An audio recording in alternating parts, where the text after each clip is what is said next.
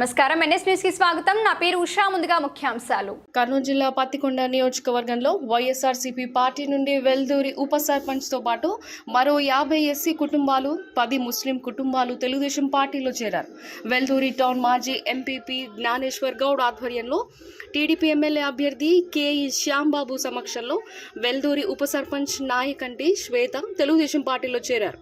ఆమెతో ముత్యాల అరుణ్, నాయకంటి విక్రమ్, సురేష్, లక్ష్మణ, డానియల్తో పాటు మరో 50 ఎస్సీ కుటుంబాలు అలాగే ముస్లిం కమ్యూనిటీకి చెందిన సలాం, అక్బర్ల 10 కుటుంబాలు తెలుగుదేశం పార్టీలోకి చేరగా వారికి శ్యాంబాబు, జ్ఞానేశ్వర్ గౌడ్లు కండువా కప్పి పార్టీలోకి ఆహ్వానించడం జరిగింది.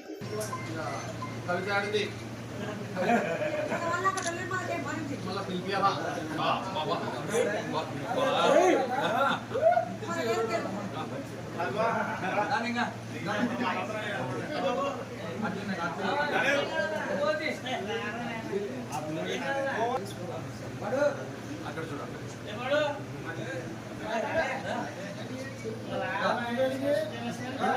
ఇదంతా